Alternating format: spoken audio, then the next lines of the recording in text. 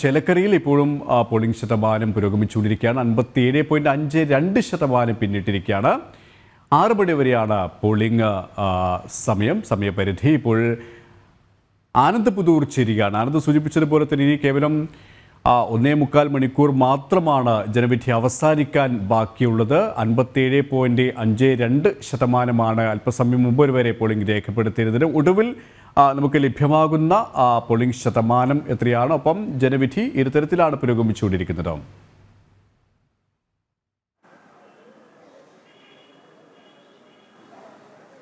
എന്തായാലും ഏറ്റവും പുതിയ കണക്കുകൾ അനുസരിച്ച് തെരഞ്ഞെടുപ്പ് കമ്മീഷന്റെ ഔദ്യോഗികമായ കണക്കുകൾ അനുസരിച്ച് 62.76% 4:10 വരെ ചേലക്കര നിയോജക മണ്ഡലത്തിൽ പോളിംഗ് രേഖപ്പെടുത്തിയിട്ടുള്ളത്.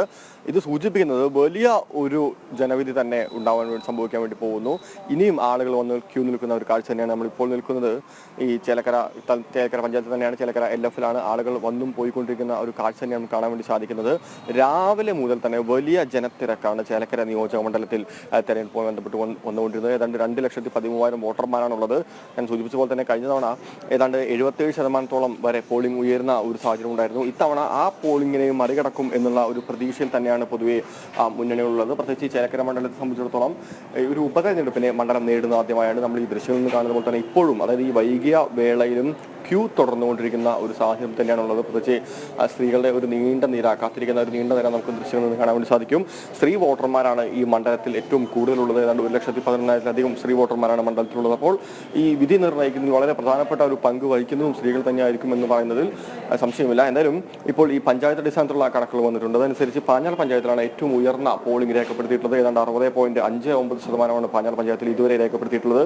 ഏറ്റവും കുറവ് കണക്ക് രേഖപ്പെടുത്തിയിട്ടുള്ളത് തിരുവിലാമലയും അതുപോലെ തന്നെ വരവൂർ പഞ്ചായത്തുകളിലുമാണ്. അതായത് 55.28%. പക്ഷേ കുറവെന്ന് പറയാൻ വേണ്ടി സാധിക്കില്ല. അവിടെയും കനത്ത പോളിംഗ് നടന്നുകൊണ്ടിരിക്കുന്നുണ്ട്. അപ്പോൾ ഒപ്പത്തിനൊപ്പം തന്നെ എല്ലാ പഞ്ചായത്തുകളിലും പോളിംഗ് പുരോഗമിച്ചുകൊണ്ടിരിക്കുന്നു. ഇതുവരെ നിലവിൽ ഏതാണ്ട് 4-6 വരെ 55%-ലധികം എല്ലാ പഞ്ചായത്തും പോൾ ചെയ്തിരിക്കുന്നു എന്ന് പറയുന്നത് തന്നെയാണ്. അപ്പോൾ ഇനി വരുന്ന സമയങ്ങളിലും, പ്രത്യേകിച്ച് ഈ അവസാന സമയങ്ങളിൽ ജോലിക്ക് പോയി വരുന്നവരെല്ലാം തീർച്ചയായിട്ടും വോട്ട് രേഖപ്പെടുത്താൻ വേണ്ടി ബൂത്തുകളിലേക്ക് എത്തും. രാവിലെ വലിയ തിരക്കനുഭവപ്പെട്ടു. ഉച്ചയ്ക്ക് സമയത്ത് മാത്രമാണ് അല്പം ഒരു കുറവ് പോളിംഗ് ഉണ്ടായിരുന്നത്. പക്ഷേ ഉച്ചയ്ക്ക് ശേഷം വീണ്ടും കനത്ത പോളിംഗ് തന്നെയാണ് ഓരോ ബൂത്തിലും നടന്നുകൊണ്ടിരിക്കുന്നത്. എന്തായാലും ഈ 5 മണിയോട് കൂടി തന്നെ വീണ്ടും ഈ തിരക്ക് വർദ്ധിക്കും എന്നുള്ള ഒരു പ്രതീക്ഷയിൽ തന്നെയാണ് പൊതുവെ ഉള്ളത്. എല്ലാ മുന്നണികളും അവരുടെ ബൂത്ത് ഏജന്റുമാരും അതുമായി ബന്ധപ്പെട്ടുകൊണ്ടുള്ള രാഷ്ട്രീയ പാർട്ടികളുടെ ആളുകളെല്ലാം വീടുകളിൽ ഇനി അവസാന ഘട്ടമാണ്. അതുകൊണ്ട് തന്നെ തെരഞ്ഞു പിടിച്ചുകൊണ്ട്, വോട്ട് ചെയ്യാത്തവരെ തെരഞ്ഞു പിടിച്ചുകൊണ്ട് അവരെ വോട്ട് ചെയ്യിക്കാനുള്ള ശ്രമത്തിൽ തന്നെയാണ് പ്രത്യേകിച്ച് പോളിംഗ് ഏജന്റുമാരുടെ എല്ലാം ഒരു ശ്രമം. എന്തായാലും അത് ഒരു ഫലം കാണുന്നുണ്ട്. ഈ ഒരു ഉപതെരഞ്ഞെടുപ്പ് അവസാന ഘട്ടത്തിലേക്ക് എത്തിയിരിക്കുന്നു. ചേലക്കരയെ സംബന്ധിച്ചിടത്തോളം രാധാകൃഷ്ണൻ, മുൻ മന്ത്രിയായ രാധാകൃഷ്ണൻ ഇവിടെ നിന്ന് മാറി പാലത്തൂരിൽ മത്സരിക്കുന്ന കാരണമാണ് ഇത്തരത്തിലൊരു ഉപതെരഞ്ഞെടുപ്പ് സംജാതമായിക്കൊണ്ടിരിക്കുന്നത്. എന്തായാലും ആ ഉപതെരഞ്ഞെടുപ്പിന്റെ ജനം നല്ല രീതിയിൽ തന്നെ പ്രതികരിക്കുന്നുണ്ട് എന്ന് തന്നെയാണ് ഈ പോളിംഗ് ശതമാനം വ്യക്തമാക്കുന്നത്. ഇപ്പോൾ നിലവിൽ ഏതാണ്ട് 62.76% പോളിംഗ് എത്തിയിരിക്കുന്നു. കഴിഞ്ഞ തവണ ഉണ്ടായിരുന്ന 77% അപ്പുറത്തേക്ക് ഈ പോളിംഗ് കടക്കുമെന്ന് തന്നെയാണ് മുന്നണികളുടെ ഒരു കണക്കൂട്ടൽ. ശക്തമായിട്ടുള്ള ത്രികോണ മത്സരത്തിന് തന്നെയാണ് ഏതാണ്ട് ഈ തെരഞ്ഞെടുപ്പിന്റെ തുടക്കം മുതൽ തന്നെ അനുഭവപ്പെട്ടുകൊണ്ടിരിക്കുന്നത്. ഈ പോളിംഗ് വേളയിലും അത് തന്നെയാണ് നമുക്ക് കാണാൻ വേണ്ടി സാധിക്കുന്നത്. മികച്ച പോളിംഗ് തന്നെയാണ് രേഖപ്പെടുത്തിക്കൊണ്ടിരിക്കുന്നത്. ചേലക്കരയിൽ നിന്നും ആനന്ദ് പുതൂരാണ് വിവരങ്ങൾ നൽകിയത്.